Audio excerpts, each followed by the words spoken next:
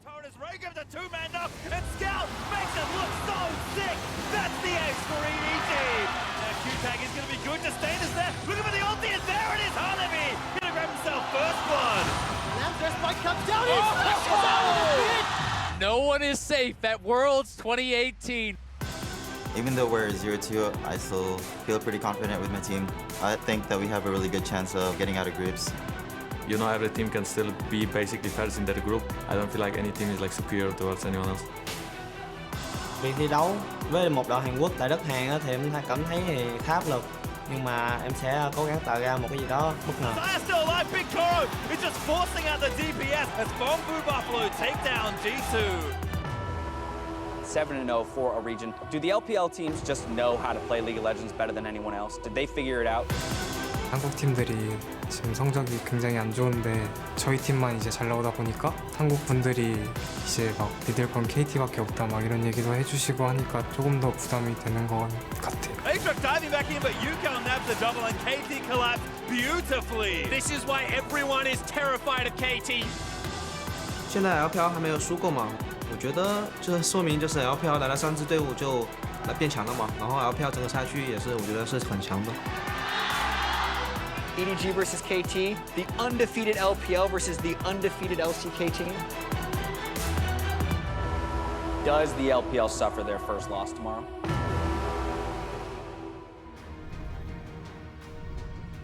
Welcome back to the World's Countdown, about 11 minutes away from Game 1. And while there are some superstars and plenty of roles, one position packed with talent is the bot lane. So I asked Froskerin to create a tier list for the ADCs. Let's take a look at that now. And let me tell you, I am very good at recognizing greatness when it comes to this position. So this is top 5 at this tournament. I got Uzi, Betty, Jackie Love, Deft, and iBoy. And how this goes, gentlemen, is that you see my list and now you try to tear it apart. Yeah, for me, I'm missing Ruler. I know a lot of people are actually going to point to that Sion play, like, oh, what a bad flash, but I think he has been really, really good, individually throughout a lot of the tournament, and even in that RNG game, reactively being able to ult out of a lot of Ming's engages. I think he has performed very well as a single player. Obviously, the team has not been doing as well as a whole, but that would be the one that really stands out as kind of missing more to me. Yeah, and I think for me, I don't know if I'd have Ruler on it, but I think Betty might be a little high for me. He's been as number 2. As number 2, he's been great, but I felt like he hasn't had like a tough challenge yet. Whereas I felt like some of the other players have had to go up against like a Korean versus Chinese matchup and come out on top. Whereas the game they played versus Africa was not like that crazy to me. Would have felt like their draft was just so much better. I didn't feel like it was much on Betty to like super hard carry that game, though he did play well. I just think that from a perspective, because I agree, when I was looking at Betty's numbers, they just kept jumping up to me. This guy is undefeated, right? Or he hasn't died yet this tournament. He's got an 18 KDA, all of his damage percentage and damage share. And you look at the compositions, I mean, he had a Kai'Sa comp, and then he had a bunch of tanks stacked in front of him. So I agree that while their level of competition hasn't been the highest, the fact that the Flash Wolves are so confident to just put everything in Betty, and the fact that we just keep underselling these guys. In fact, not just Betty, my honorable mentions also go to the other 2 LMS ADCs in Breeze and Stitch. And I just feel like collectively as a region, we know them as Maple Carsa every single time. Sometimes it's Mountain, sometimes it's Westor.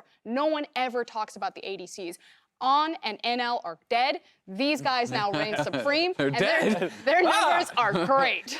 Yeah, I mean, they have been playing very well. And I will say, you can't fault someone for the other team not playing well, right? You can only kind of like, for now, we're judging off of a couple of games. This is at World's performance. So you kind of have to look at almost the individual performance in isolation. And it's like, it's not their fault if Free controls the draft. Yeah, definitely fair as well. I'm just a little sad. No East. Oh, I hear you. I hear you. For sure. How do you respond to the Ruler point? Because if those are honorable mentions, it almost suggests that Ruler's even further down the list. So I mean, an honorable mentions in terms of I just wanted to give some credit to LMS. Okay. Ruler was my 6th. The only reason why I didn't put him on the list is I looked at someone like iBoy and Jackie Love, and I thought, okay, they've made, this tournament so far in the 2 games they've had, they went the distance. They made the carry play, whereas Ruler hasn't gotten that moment yet. Not to say that he can't step up and very quickly take someone like iBoy off the list. Fair enough. Still plenty of time for all of these players to make their case to be at the top of that tier list. With just 1 day left of the first round robin, we're going to do our fans a favor and answer the question on everyone's mind. Is it time to press the panic button? So let's start with the first seed from the EU LCS in Fnatic. Panic or not? I mean, I feel like Fnatic's pretty fine right now, but maybe I'm saying that as the LPL/EU-ish Transitioning, representative. this is as you're slowly going over. Exactly. A lot of people knew that this was going to be a very close game, that these were explosive teams. Both these guys are racing for top 4, and I feel like we got the game to measure up to that. It was incredibly exciting. The one thing that I felt cheated, I didn't want to see Caps on the Swain. I wanted to see him go toe-to-toe. He pulled out the huge carry performance against 100 Thieves, and then maybe took a step back. But I feel like very quick fix, put everything in the Caps basket, and EU are on the way up. It's hard not to be disappointed with how that game went, but I think that's different than Panic, which is like, oh my God, we're on fire. And I really don't feel that way at all for Fnatic. They're going to go up against GRX today, and they looked so much better than 100 Thieves. I think even if they do end up coming out second behind IG, that's not something to panic over. I think the only reason to be panicking at all would be if you have the expectation that they are a top 4 team, or that they are going to live up to a lot of the hype that people have been setting as pre-tournament expectations, because a lot of people didn't even have IG in that top 4, and if you're going to be losing there and Caps is destroyed in the mid lane, maybe there's some reason to worry. Okay, yeah, based on the expectation coming in. All right, try this one on for size. Team Liquid. Mark? Yeah. After you? Sure, absolutely. You're going to go. Yeah. Panic! Steve, help us. All right, okay, so we're panicking right now for Team Liquid. Full-blown panic. But break it down for me. Why are we panicking? And if there's any way Did you we watch get the out games, of Dash? this, Start with that. I did watch the games. The scariest thing is, you know, this hyper carry double that we're supposed to be seeing as 1 kill in these 2 games. They have completely failed to launch at all. They haven't had a single successful team fight. They have done an okay job in the early game of protecting Doublelift and reaching these mid games, but then once they get there, they just completely explode in team fights. And to me, I know people are talking about the 1 kill on Doublelift. That actually is not really that big of a cause for concern. I think his laning has been fine. The team has just looked so out of sorts. They're not communicating. The execution in the team fights has been abysmal, and that is certainly very concerning when you're not expecting them to beat KT at all. You're now looking, hey, you probably have to beat Mad twice, then beat EDG in the rematch, and then maybe you get a tiebreaker where you probably have to win again. And like, that is just such a hard road. I mean, everyone keeps saying Doublelift's name, but for me, it's really Pobelter's name. And I feel like there are champions in this meta that Pobelter can perform on. I'm surprised that we haven't seen someone go for the Malzahar. I know he's a great Malz player. They keep going for like the Galio is kind of like this halfway, like, I don't think I'm gonna win the mid lane, but if I play Galio, no one's gonna kill me and I'll play for team. Just stop, just play Malz. Would you be happy if he can't play Galio, yeah, they can't win. Like, I think that's one of the easiest mid lane champions there are. Like, I agree with Malzahar, but like Malzahar, Galio, like Sion are all the same bucket. But when Nocturne's such a pickable jungle right now. I mean, if you look at some of those games, there's no way that he shouldn't have been able to take his ult onto Doublelift as he's getting headbutt pulse combo. There were better ways to play the Galio, even though Nocturne was in that game. One more team I want to talk about. A Freak of Freaks. Are we panicking there yet? Anyone want to reach for it? Frost is going to go for it. All right, explain the panic for me. So the thing is that it's a jungle substitute, first and foremost. Mowgli coming over Spirit. I don't agree with it. I think Spirit's the much stronger jungler. But more specifically for the Afrika Freaks, this is a team who is known for discipline. They are known for their draft phases, and they have fumbled too in very different ways. So it feels like Afrika have a bad meta read, that they are just trying to figure out what is going to work at this tournament, and they can't land there. And when you're in Korea, when you're under that pressure, it is unacceptable for the Korean fans to see one of their Korean teams, Korea collectively is 3-4, you remove KT, that's 1-4. That is panic for the LCK. They have never been in a position like this. So I'm not panicking just yet, only because I think Afrika has had weak performances in the regular season. While they are really known for their drafts, it's more about their playoff drafts where they have a lot of pre-preparation, where they have learned from and then adapted to the meta. I think give them a little bit of time. If they lose today, I'm definitely panicking. Okay, but I was going to say they only have so much time. I think if you pick up the win today, they can make adaptations, and I expect them to do that as their coaching staff has really been one of their biggest strengths. I think relative to expectations, sure, you can panic, but in terms of getting out of the group, I still have a lot of confidence in them to actually get out of the group. I don't think anyone other than Flash Wolves looked particularly strong in that group, and the second seed is completely wide open. There's no favorite right now, and I think if Afrika can turn it around, that they suddenly are fine. And in that world, it's not that big of a deal. But this is the X factor then, and that means that a Korean team gets out in second seed, which their chances of then bumping into, let's say the other two Korean teams take first seed, suddenly Korea has that chance of taking each other out. Yes, very much so. We'll see what Afrika Freaks can do in their first game as they face off against PVB from the VCS. Yeah, and I think the matchup everyone's going to be looking at here is Zeros versus Keen, and they have met a couple times in solo queue. Apparently, Zeros has destroyed him in there, and we want to see that translate over to the big stage because you know, Afrika looks very vulnerable right now, and Keen has not had any of the big performances he was hyped up to get. I think it's about kind of resetting the table. Is this actually an upset right now, you know, of PvP, who are technically 1-1 and have looked stronger almost across the board than the Afrika Freaks have if they win? Now, all of us picked Afrika. I think that we're kind of going back to that same tendency of, you know, it's the LCK team. We respect what they're going to do. You just give them some time and they will come online. But where stylistically these teams match up, it is about these superstar top laners. Keen, number 4 on our World's 20 list. Zeros is supposed to be kind of the superstar of the VCS region. I think it's almost a perfect storm almost for PvP to at least be competitive in this match, whereas normally at the beginning of this tournament, we would have said no way. Yeah, and I'd also say, you know, PvP, they did lose their first game, but Flash Wolves has looked like the strongest team in the group. That was, you know, perhaps some jitters, perhaps some nerves. They looked solid against G2, played a strong macro game there. So we don't necessarily have the best read on where their strength lies. I think this will tell us a lot about that. But that being said, I still certainly favor Afrika. Yeah, and I think for PvP, they do play mostly standard. So for Afrika to start turning their drafts around, they don't have to worry, hopefully, as much about a curveball coming in the draft. So if they've done a good job preparing, coming in here and like fixing their mistakes about picking Akali into multiple tanks and stuff like that, then this should be a good turnaround game for them because they don't have to worry about some of these stranger picks coming in. For me, I really want the mid lane to show up. I think we talked about the top laners. I think bringing a jungle sub against probably the strongest position on PvP, which is their jungler. I think Uniboy has looked a little suspect or not as inspiring. And I think Afrika can really punch through there if they maybe grab a carry-oriented pick in that mid lane and really just try to set up Mowgli for success in that 2v2 jungle mid face-off. Yeah, let's talk a little bit more about Mowgli and the fact that this substitution is coming in. Quite obviously, Afrika was sitting at 0-2, and a piece of it almost feels like, well, when you're sitting, you know, in a place without a win, you have to make some kind of a change. But what should we expect in terms of differences between Mowgli and Spirit? I mean, Spirit's the much more prestigious jungler. I feel like Personally, when I watch Spirit, I feel like he knows exactly where he's going to go on the map. He can play multiple styles. Mowgli, sometimes a little bit questionable decision-making. You can get kind of those hot and heavy moments from him, so it's just a bit more volatile, but you can have higher highs. Right, and that's, I think, what they're hoping for is kind of like that spark plug that you kind of insert into a roster when things are not working well. We've heard some grumblings about that, like maybe the team environment is a little demoralized right now, and just any change can give you that kind of revitalization you need to get the fire back in these games. Right, start some action, you get a couple kills rolling in early, and everything changes when it comes to the mood of the team. We're ready to hit the rip for our first game, so let's leave it to Captain Flowers and Vedius for picks and bans.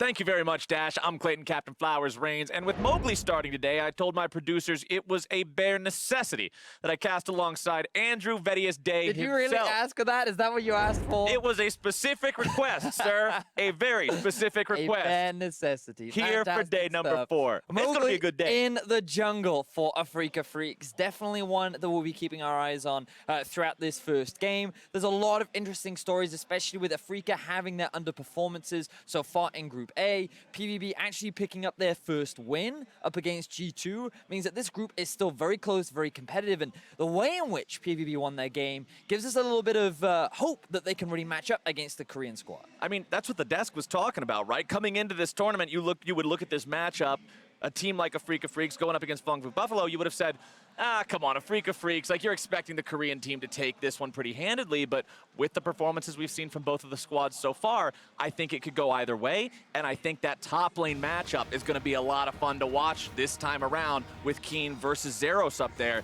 seeing who's going to prevail in now. I completely agree. How will the matchup play out? Will Zeros get his hands on Urgot once again? No, looks like they won't. They're going to take that one off the board. Not today, say the Afrika Freaks. They're getting rid of that immediately and continuing to pay respect towards the top lane. Jace, the second ban from their side as well.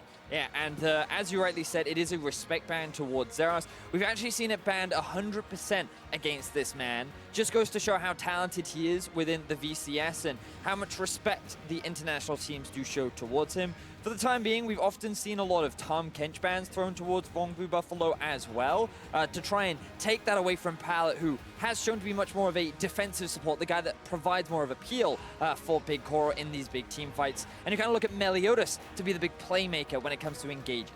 Well, Fung Fu Buffalo say, all right, you want to ban away some top laners? We'll ban out some top laners. They get rid of the Sion themselves, along with having removed the Alistar as first ban.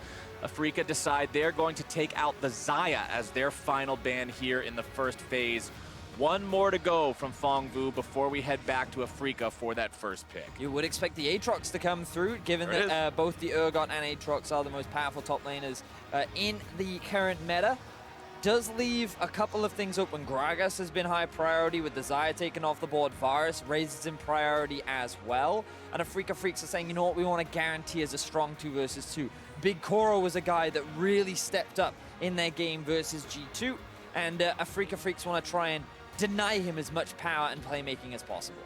All right, for Fongvu Buffalo, the question is now, how do you want to go about this draft against Afreeca?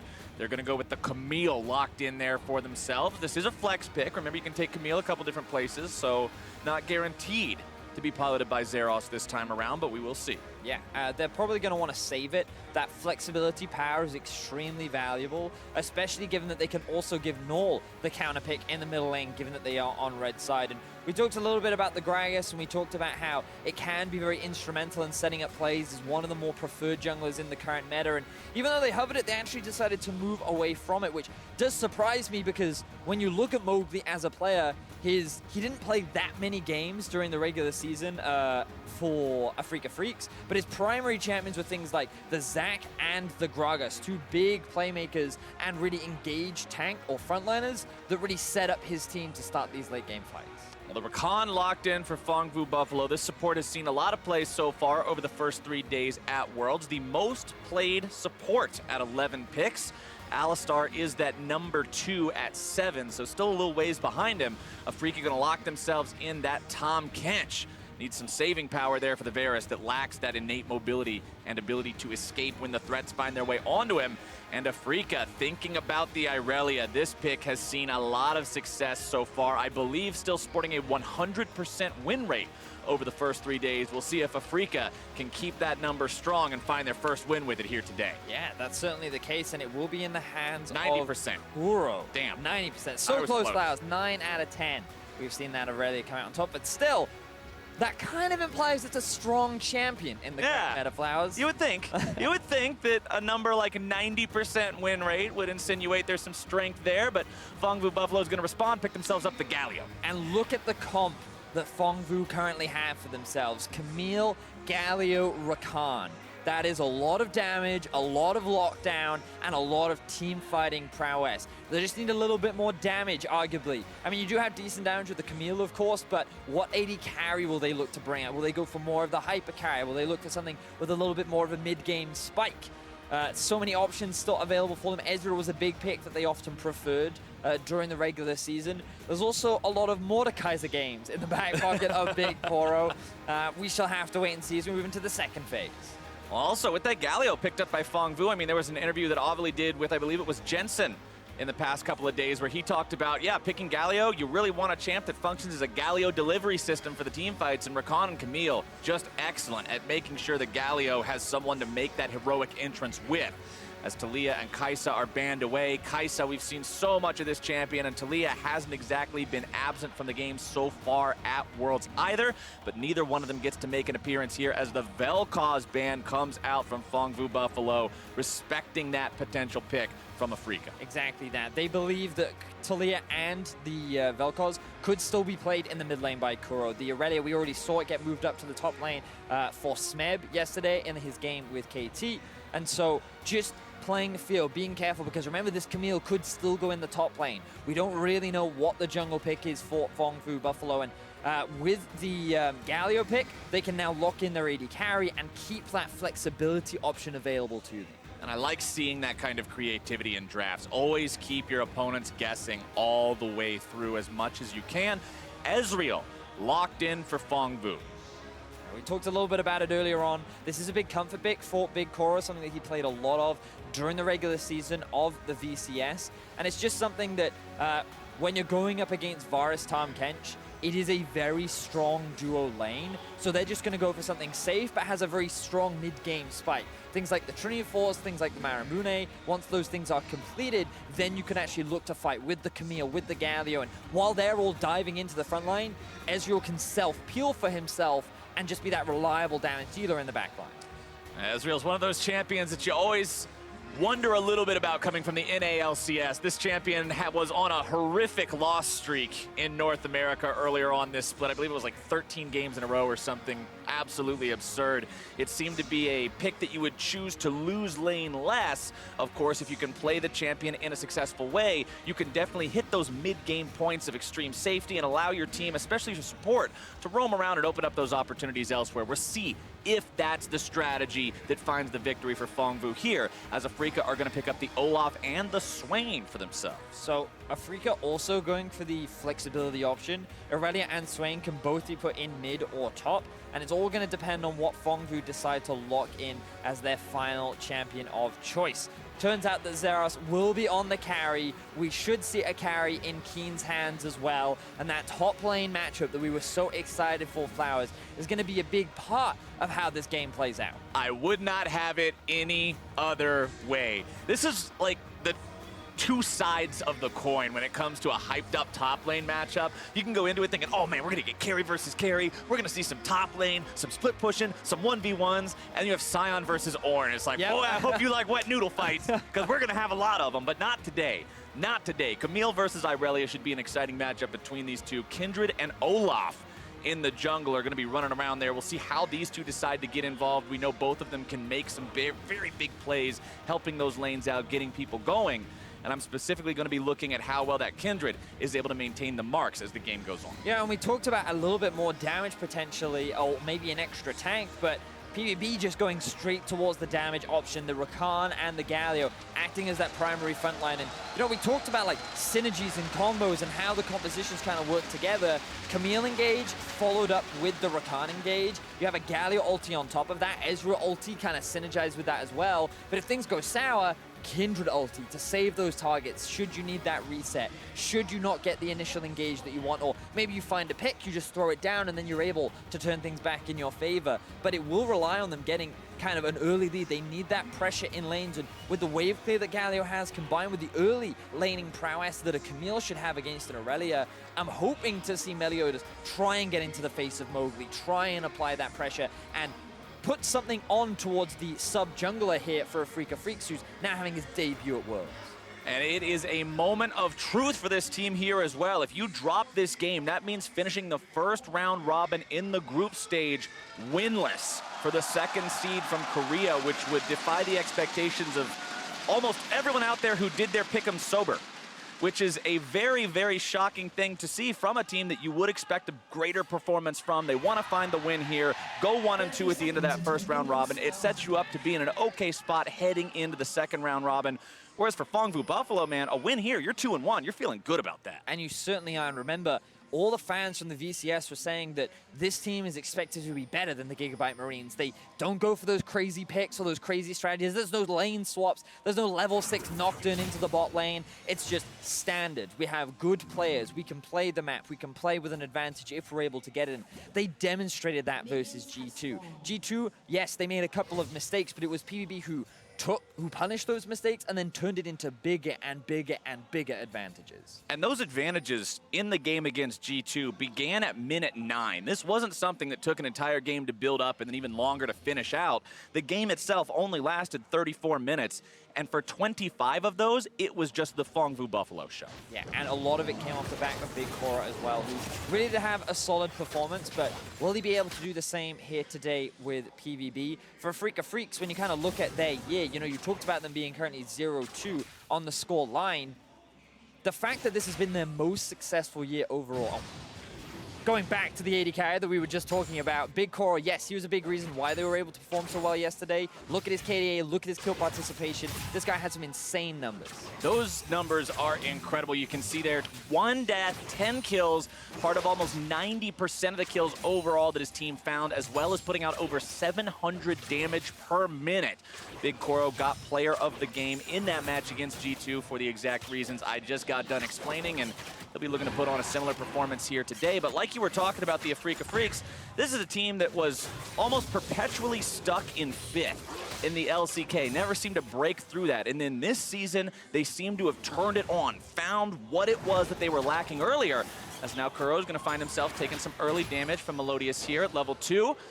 Nothing too crazy with that gank, just putting a little bit of damage down on Dekuro, making him recognize and respect that Kindred's going to be hanging around and not be quite as well off in that lane as he otherwise was. Yeah, and it was Keen that was that change, Flowers. He was the guy that came in at the beginning of this year, and he helped the team secure 2nd in spring and 3rd in summer. That's how they were able to qualify, and we haven't really seen much of this top laner yet for the Afreeca Freecs. He's a guy that was put on the Akali in their last game against the Flash Wolves. The team didn't really play around him. He wasn't finding many advantages, and you can just see he has been struggling so far at Worlds. Definitely not what the Afreeca Freecs were hoping to see out of this guy who was so hyped up coming into Worlds 2018 as one of those players to be on the lookout no matter who you are, no matter who you're cheering for. This was a guy that people were expecting to make some big waves. Hasn't exactly had that start, but we're still only in that first round robin, like I said. Still plenty of time left to play, still plenty of time to make that mark on Summoner's Rift, as you can see. Zeros just hanging around here, has the lane shoved in early on. Mowgli decides to flash over the wall on the Olaf. This avoids any vision. This is very clever because it means you can go for this early Drake that we've seen Olafs take already so far in Worlds groups. Mowgli is very low HP and has very low mana. He has used the smite early as well, but he's gonna get it. He'll find that Ocean Drake, and that is Ocean number 1, 4 minutes into the game. Your laners are thanking you for that one. Uncontested by Mowgli, but now Meliodas looking for a gank up top. Nice stun there from Keen onto Zeros, making sure he can't get anything else out at the beginning of the gank. Keen will escape that one with minimal damage. For all you out there looking to play solo queue in the next few days, expect some Olafs flashing over the wall at level 4. That's how they're going to justify it. Well, I saw the Afreeca Freecs do it. That makes that it's okay for me to do it, right? That's how that works. But I'm expecting... Ooh, actually, we may see a bit of trading up towards the top side of the map. He's going in there, definitely getting the better of Zeros early on. Nearly takes him down.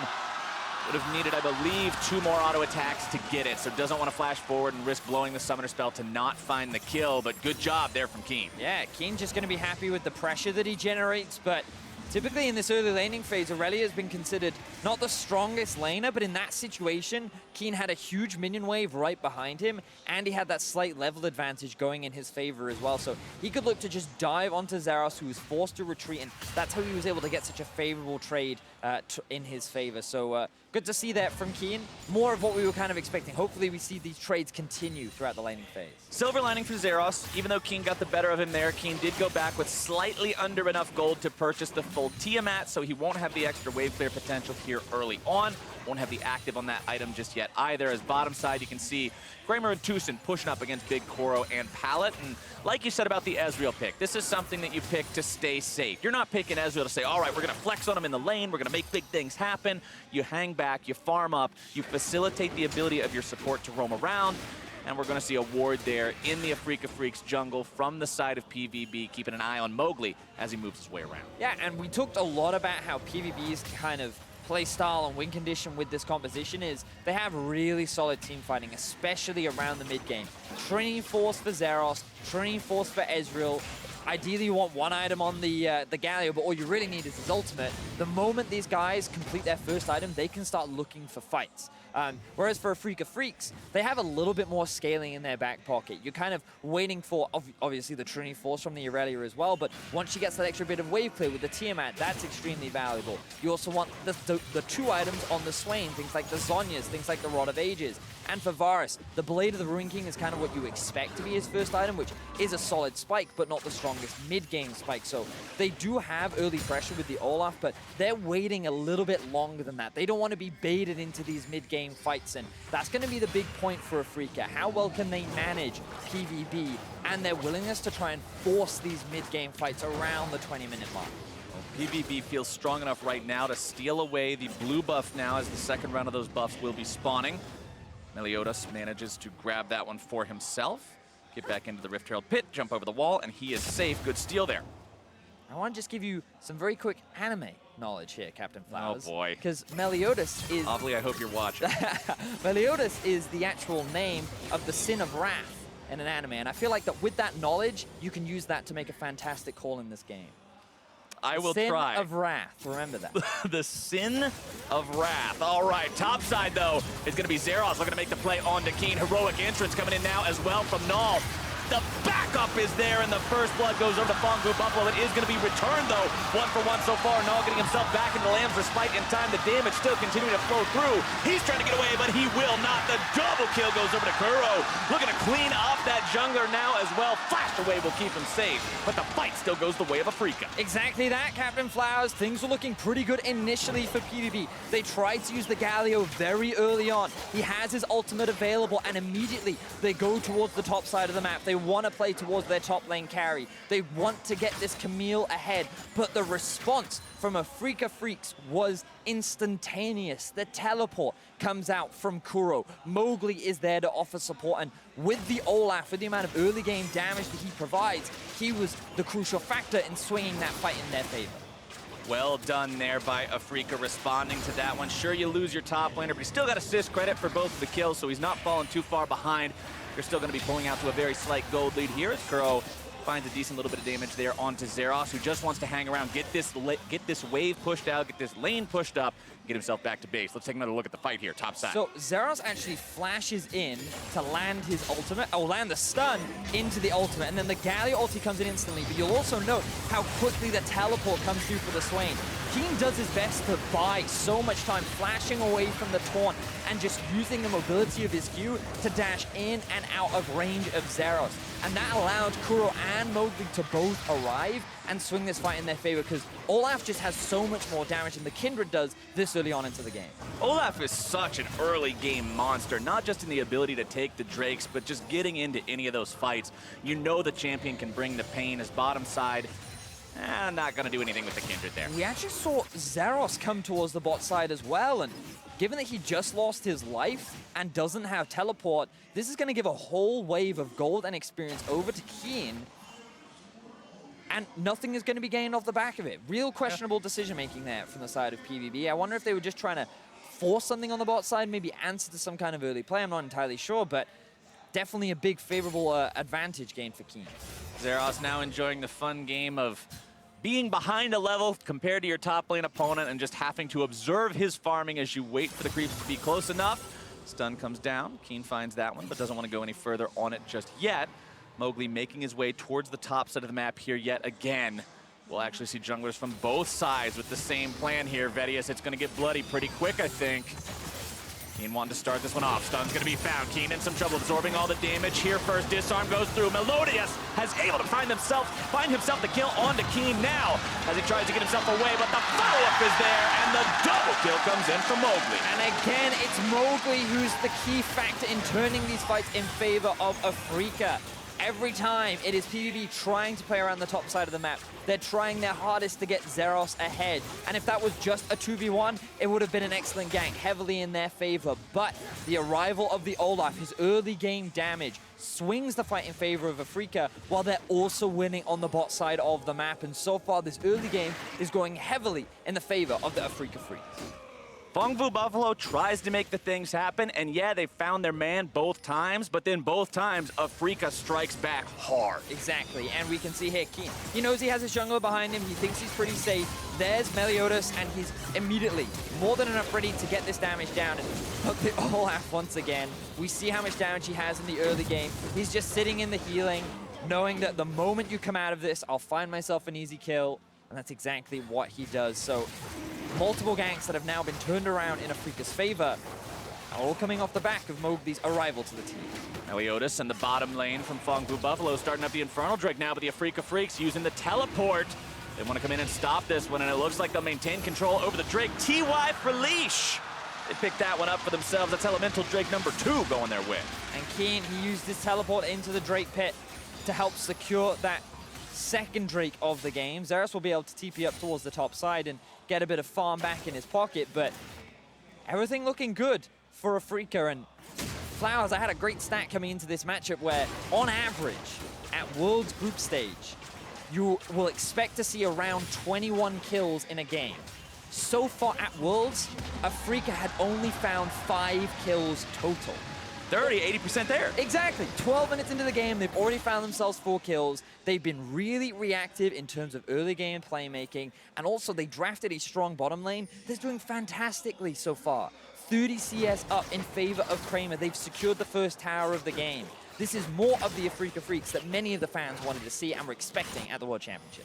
This is what I have been accustomed to expect from the Ezreal from our NA games. He loses so much early, and then the Varus is able to run around crazy in the mid game. We'll see if Kramer is able to pop off later, but right now, Afreeca is hanging around this top side of the map. Rift Herald is that neutral objective that's alive and ready to go, and Afreeca already has 3 men on it, looking to take that one down and use it to push yet another turret. We'll see if they'll get this without any sort of a contest. Doesn't look like Fongfu can get anywhere close to it. No, not today. And they'll give the eye over to Mowgli and head up top, maybe to use it immediately.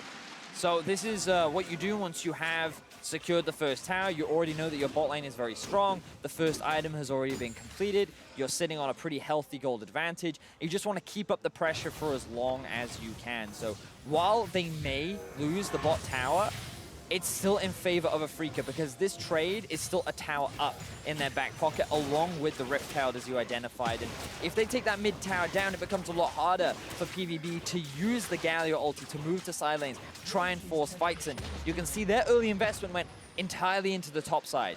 And if they had been able to pull it off, they could have traded top tower for bot tower, maybe even converted it into a Rift Herald, but they found no advantages in the top side of the map. They also lost bot, and so Afreeca have full control of the map right now. Afreeca decided to use the Tahm Kench ultimate to get their bottom lane out of trouble as they summon up the Rift Herald here in mid as well. TP going to be used from Big Crow to make sure he's there in time. PvB trying to stop this one before it does too much damage. Will take that mid lane tier 1 turret very low, but with Rakan going around behind to hit the eye, Shelly will not accomplish her mission today. Afreeca doing a fantastic job in this early game so far. They know where they have the gold and they know where to use it. And I like the fact that they're saying, hey, Fongfu Buffalo, they're probably going to look towards the top side. This is a guy they like to play through. Zeros, he's a man who does some heavy lifting. We got a guy who knows how to do some heavy lifting of his own. Very true. Let's make sure they can't run away with that. The fact that they've recognized both of the big plays that Fongfu has tried to make up in that top side and have found successful counters so far, I like to see from this team, especially considering that people were having concerns about their overall performance starting off 0-2, not quite being up to the expectations that people were expecting so far, but now they're looking pretty good here in this game, 15 minutes in, setting at a 2,000 gold lead with 2 Elemental Drakes under their belt, and they seem to have control right now. This is a team that is known in the LCK to have a very high vision score compared to a lot of the other teams, and it's not specifically because of one person. It's not like their support is just only buying brown boots and control wards. It's because everyone on the team works together and contributes so much to that vision score. Look in the inventory, Vedius. Control ward, control ward, control ward, control ward, control ward. If you're gonna go flash over the Drake wall because the Afreeca Freaks did it, boy, you better have 2 control wards in your inventory when you do it because the Afreeca Freaks did it. You can't do the fun stuff without putting in the vision work, and that's how Afreeca Freaks can manage to build this lead even further. I have never heard a man more excited about Vision than you. Especially as an aggressive Skarner player. Those were not the words I was expecting from your mouth. But you can't go into the enemy jungle and 1v9 people unless you're sitting in a bush with a control ward next to you. You heard it here first, ladies and gentlemen. Wards are important, and Afreeca, they have all the vision that they could want as they set up for this mid-tier 1. Keen is off on the flank, sitting on top of that control ward, and that means that PvP will be forced away. 3 towers now to 1 in favor of Afreeca Freaks. 2,500 gold in their back pocket. This early game has been splendid from Afreeca. I mean, Shelly didn't do her job earlier, but she set up a situation where Afreeca could just stroll up, hit the turret a couple times, boom, boom, boom. It's out of there. They've got the extra money, and now with the entirety of that outer line down, this opens up the possibilities that you were talking about where you don't feel as safe pushing out as far onto the map as you previously did. Afreeca can now move into the enemy jungle, get some more vision down in there, continue to try to choke Fongfu Buffalo out of the game as we proceed further into the mid-game. And 45 seconds from now, the next Drake will be live. We'll see if they decide to fight for it. And remember, we talked a lot about item spikes for both these teams and how with PvB really on 1, ideally 2, but 1 item is a big spike for them to then look for for these team fights. But the thing about Afreeca is they've already completed their first item and are now working towards their second. And that's a really big deal coming into these mid-game fights because they're the ones that are kind of looking more towards those second, third items. They're the ones that have the better scaling into the late game, and the fact that they're already so far ahead this early on into the game sets them up very nicely to match any of the fights that PvP tried to force at this point. And it plays interestingly into the discussion that you and I were having about the Afreeca Freaks game against the Flash Wolves the last time they played. Because last time, Afreeca was the team that wanted to get ahead early going up against the Flash Wolves. They couldn't do it. The game stayed even for too long, and then the Flash Wolves pulled ahead, and they won the game pretty quickly. Afreeca's on track now to do the same thing to Fongbu Buffalo, if not even more stylistically, because they're already ahead. They're not just breaking even. This team is executing their game plan so well. And hey, if you're already building things up for late game win conditions, why not continue to stack Elemental Drakes? That's 3 for 3 going over to this squad. Yeah, the moment it spawns, Afreeca lock it down. Mowgli, he's been really impressive this game so far. He read what PvP would try to do in the early game. He was always there to respond. He's maintained control over this Drake objective for the entirety of the game. And considering from the perspective of many analysts that Spirit was considered the stronger jungler, the guy that they more regularly used during the regular season of the LCK, the fact that he comes in on the world stage when the team is down 0-2 and has a performance like this is definitely a big deal and a big positive for the side of Afreeca. It also shows that, hey, you can manage to switch things up like that and you're not losing something overall because Spirit is just so much of a level above Mowgli. You can make that change, shift that gear, and still be a team that's quite a threat to have to deal with. 2-0-2 on Mowgli with this Olaf, 100% kill participation. Of course, all 6 of the kills between the two teams this game have been in those top lane skirmishes that we saw break out earlier, all started by Fongbu Buffalo, but it looks like everything's been pretty calm since then. Nobody really wanting to make anything else happen. Like you said, Afreeca was all too happy to avoid the mid-game fights, scale up a little bit more, and Fongbu Buffalo, when you're behind 3,000 gold, you're not particularly looking for a fight either, so it's just going to continue like this for a while, it seems.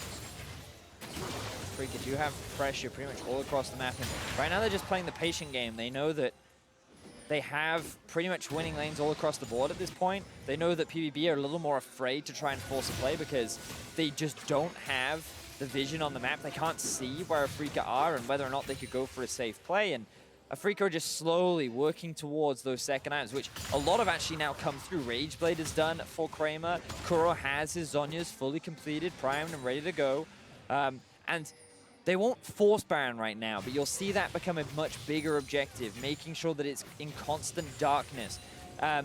Force PvP to constantly come and check in, and that's how Afreeca can find these picks. That's how they can catch these members out. And you can see now, just look at how much control Afreeca is investing into this top side jump. Control ward after control ward being placed down, forcing Fongbu Buffalo to come out, answer those, and take them down. Blast cone over the wall by 3 different members of Afreeca Freaks into the Baron pit, not starting that one up yet, instead just making their way out. Pallet's going to see that one as he tries to just maintain some semblance of control over the river, but you can see Fongbu Buffalo, even if they can get a chance to push the waves out of their side of the map, that's about all they want to do. All right, minions, get the hell out of here. We're not going to deal with you anymore. They do not want to be pushing anywhere into Afreeca Freaks territory, not when you're having to deal with those 2-item power spikes that you mentioned. Swain with a Zhonya's Hourglass is a man on a mission. He can go right into the middle of the fight and just disrupt everything with no concern for his own safety. And for Fongbu Buffalo, both these teams, honestly, looking at the compositions, there's so much dive on both sides that when one side is stronger, you just got 2 big monster trucks, Vedius. And right now, one of these monster trucks is way bigger than the other one. So the other one just turns into a road waffle. Yes, but the funny thing is about Afreeca is they don't often like to put their foot down on the gas. They like to play it a little bit more patiently. They're not over-eager, say, like an IG or an EDG or even a Fnatic are. They're the much more calm, calculated approach. As you said, they like to invest in their vision. They like to have information on where they're going. And if they're going to run you down with their monster truck, it's going to be a tactical rundown rather than philosopher's monster. Yeah. Yes. All right, we'll put a monocle on the front of it or something. And a top hat. A top hat on the very top, right. Some sort of a cheesy gag like that. But Fongbu Buffalo will now continue trying to just set up in this defensive position. They've been on the back foot all game. They've got pretty comfortable there so far, but Palad's looking to go in now, starting things up onto the enemy AD carry. Tucson doing a good job keeping Kramer alive. Chains of Corruption not going to find their way onto Zeros, but now the counterattack has come. Lam's fight is down as Zeros is continuing, going to be looking for that enemy AD carry. Palad's going to be taken down by Keen. There comes your heroic entrance, but Kuro's grabbed the killing spree onto the enemy jungler. Zeros can't get himself away. It's a double kill over to Kuro, as Afrika Freaks will continue to look to clean these guys up. And PvP, they put their foot on the gas, and unfortunately, Afrika was just the bigger monster truck. They turn it around so convincingly, finding themselves 3 very quick kills, and with no jungler on the side of PvP, this will be a guaranteed Baron for Afrika. 3 minutes ago, you said Baron's not happening now, but very soon it could be, and very soon is now. Afrika Freaks in the pit, looking to secure this one. No problem whatsoever. Mowgli has done such a good job in the jungle this game, and he's not going to miss a smite and mess it up now. Baron for Afrika, 23 minutes in. And Afrika have just been nothing but reactive this game. Every play that PvP have tried to force, every member of Afrika just seemed to know what to do. The teleports come in instantly. The reaction is there from every member. And you can see, here's the teleport coming in from King. The beautiful sidestep from Kramer as well. Tucson gobbles him up, and now PvP, they're a little disorganized. A great double root from the side of Kuro splits the team of PvP up, and now the Galio doesn't know where to go. He wasn't ready to follow up. He tries to go onto the back line with Zeros, but now they realize, oh no, we're too far gone. We don't have anyone left. And Afrika very quickly clean up the rest of the fight, while PvP are left to run away. And that Acer Predator replay showed exactly how to play a clean response game, like you said. There was no panic. Tucson was right next to Kramer where he needed to be, kept him alive, and Fongvu just seemed all over the place. Everyone was scattered, and as Kuro made his way into that back line, you run for the hills. Everyone was trying to get away from that, and Afrika Freaks now sit in a spot where they're 7,000 gold up. Their top laner's now looking for blood 1v1, and he's found it. This is the Keen people wanted to see. Finally, Keen finds himself a solo kill. Yes, a lot of pressure was put onto him into the early game, but they utilized that to turn it into Afrika's favor. He's now primed and ready to fight. He finds the solo kill onto Zeros, and Afrika have full control on all 3 lanes. The 1-3-1 is in full effect. Swain in the top lane, the Aurelia in the bot, the Varus and Tahm Kench in the mid. PvP, their base is about to be attacked.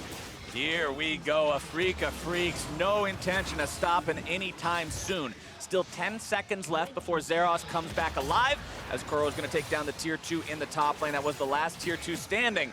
And now the siege collides with the walls of the castle that is the Fongvu Buffalo base. How long will those walls stand? If Afrika Freaks have their way, it will not be long, Betty, as cannon minions still firing away there in the bottom lane.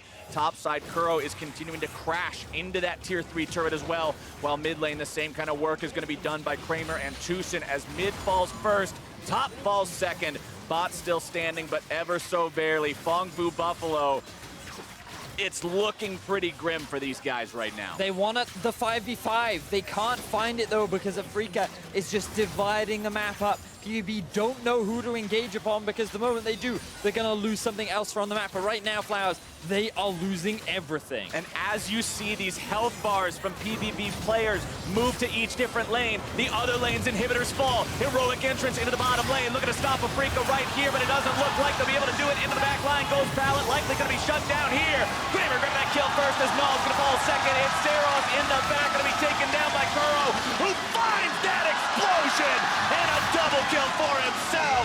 The crowd roars, and the Afrika Freaks will push towards the heart of the base. It's only Big Kuro standing, trying to potentially save this. But what can an Ezreal do? Afrika 12-2. Turrets down, Nexus exposed. They'll find their first win. And it was PvP who tried to force the early game action. It was PvP who tried to force the fights. But at every twist and turn, Afrika said, no, we will outplay, we will outread, we will outperform. And they were the ones getting themselves the early leads. They were the ones with full control over the map. And this was the Afrika Freaks that many expected at the World Championship. And they showed up when they needed to. Starting 0-2, yeah, it doesn't feel great, but there's a big difference between 1-2 and 0-3 as a start. This team's now feeling good going forward. Heading into the second round robin, you can easily make a play for that second spot. Even for the first spot, if the Flash Wolves start slipping up, and Afreeca, they've got to be feeling good about how that one went. And remember that before this game, they had a total of 5 kills. They found themselves 12 in this game, Flowers. So Afreeca definitely looking more ready to fight going into the second half of this group. Awesome show from them, and to break down that first win, let's head over to the State Farm Analyst Desk. Thank you very much, Captain Flowers. Afreeca Freecs have arrived at the 2018 World Championships, picking up their first win here in the group stage. It came later, rather. Yeah, I was going to say, it's about time. Exactly. They get it over PVB, who was sitting at 1-1 in the group. And now we kind of end up in one of those situations where it looks like Flash Wolves might go out to a heavy lead, and there'll be a bunch of 1-2 teams behind them. But I want to talk about this win picked up by Afreeca Freecs because we had teased them as the prep-heavy team, the team that will come in with a very clear plan and draft strategy. How did you guys feel about the way it broke down this time for them? I think they were, first and foremost, able to recognize where a lot of their carries were in terms of their draft. You know, making sure that Keen got the Aurelia. They did use it as a flex pick. The Swain came in later on. You still don't really know where that's all going to fall out. So, again, very heavy use on the flex picks, very heavy use on recognizing where they're strong and playing to that comfort that Azael was talking about. That's exactly where I was going next. Azael, you said it's all about playing towards strengths for each of these teams individually. There was a lot of talk around Keen as a top performer in the top lane for Afreeca Freecs. Were you a fan of this draft? Yeah, I think it made a lot of sense for them. I mean, they essentially drafted a pretty self-sustainable 2v2. It's one that's relatively hard to gank when you have a Tahm Kench down there. And then you draft Olaf, that is basically going to make your solo lanes win. You're going to win 2v2 against the Kindred. And I think, you know, they drafted a very intelligent draft around that. They can team fight well. They saw that there was a lot of dive going to be coming through in the first 3 picks from PVB. That allowed them to pick up the Swain as kind of this counter dive. It's very hard to engage into the Tahm Kench, into the Swain. So it felt like they checkmated them a little bit in the draft. Yeah, it did feel like what PVB picked up was never really going to work, even if they had a better early game, which they didn't have. But like when we were talking about the top of the day with the team comps that are diving, we said into a mobile backlines. Here you have one backline champion in Varus who has a Tahm Kench protection. Yeah. So they have such a tall task, and then this stuff happens as well. That puts them so far behind from the beginning. It was just a huge party up into that top lane. It felt like every single kill, everyone was up there multiple times, and I think we finally got to see a little bit of that peak performance of a top 4 player at Worlds. I still wasn't quite sold on Keen's performance, but he's at least bringing it back with that Aurelia and springboarding off of the resources that his team gave him. Yeah, you have to give a lot of credit to Mowgli. I mean, he was where the team needed him. He performed very well on the Olaf, I think, and honestly, when you talk about all the action on the top side, if it's going to be nonstop fighting on there, I really do question why the Kindred was picked up as the jungler, who I think really doesn't do too well in those early game 2v2s and 3v3s. I mean, the other thing we have to talk about as well is the fact that on the bot side, Kramer and Tucson just winning the 2v2 on their own, for the most part, getting the bot lane turret early on and just getting about a 20 CS lead. So the whole team was really cooking in this game. And I do want to say, because I know we talked a lot about kind of watching the game, the 2 bot lanes, people are going to look at the Varus and the Kench, they're going to say, that's super easy to win. Varus is always going to have the push priority. In the LPL, a lot of teams will lock in Ezreal when they see Varus because you can compete with the range, and effectively it's push priority versus kill and poke priority using that trading. And then when you have a hard engaged support like the Rakan and then a kill-oriented jungler like the Kindred, I think it was PvP's intention that their bot lane, if it gets shoved in, they have gank potential because they have the engage on the Rakan, or if they win the trade priority, that they then pull the Kindred, have that range, and shove down the tower. But everything got redirected into the top lane, and that's where they started to slip. I mean, that's what people always talk about with like resource allocation. It's a kind of a buzzword that's thrown around a lot, but that's exactly what it is, that you have a really skirmish-heavy top side and a bot lane that might need the jungler to actually generate that kill threat, and then guess what? Kindred can't be both places at once, and both lanes end up falling behind. So then what would you have, what were other options available to PVB in this draft to maybe alleviate one of those 2 pressure points? So I think Meliodas went for, you know, comfort. He was 8-0 on the Kindred. This is, you know, his comfort champion. I think that's why he picked it more than thinking about the individual matchups. But if I'm thinking, you know, separate from the player and just about the champions, I'd look at something like a Lee Sin, something like a Xin Zhao, that really does allow you to win the 2v2 and can actually challenge the Olaf, because I just don't think Kindred can really do that in the early game. And if you don't want to do that, then you probably shouldn't be playing carry versus carry top and a bot lane that is going to need gank assist. Now, meanwhile, on the opposite side of the rift, we had talked about Spirit maybe being the better performer out of the 2, or rather, expectation being higher for Spirit over Mowgli, but Mowgli was subbed in to help them get their first win of the day. He'll also pick up MasterCard Player of the Game. He was that spark plug, as you talked about, Mark. Yeah, I mean, nothing like flashing over a wall at 4 minutes to get your team in Ocean Drake for some easier laning phase. I mean, if you want to start making an impact on the game, that's one thing you can do, and they were able to sneak that one away. A little bit of help from the bot lane. Yeah, and the thing was that the Scuttle Crab was there, and the Null right on time placed the ward, so PvP did all of the steps necessary to secure that dragon or protect it. Who expects the guy to flash over the wall? When it went down, I bet they're like, what the hell? How did he get in there? And then the top lane influence, the fact that he did get up there and, like, you know, Isaac's saying, it is a better 2v2 for them, but you still have to be there at the right place at the right time to win those, and that's exactly what he did. So Mowgli came in and completely revitalized this team. All right, expectation would be that they keep him in from this point forward. We weren't ready to hit the panic button, obviously, for a freak. I hit it. You're right. You hit the panic button. Do you want to unhit it? Is there like a way to? Well, the thing I is, don't know. is I don't think there's a take back. There's no take backs. No take backs on the panic button. Oh, it doesn't even work. It doesn't even make any Don't noise. give away our secrets. All right, that's game one in the books. After the break, we've got the undefeated Fast Wolves taking on G2 Esports. Don't go anywhere. Freak of Freaks now sit in a spot where there's their top laner now looking for blood 1v1, and he's found it. This is the game people wanted to see.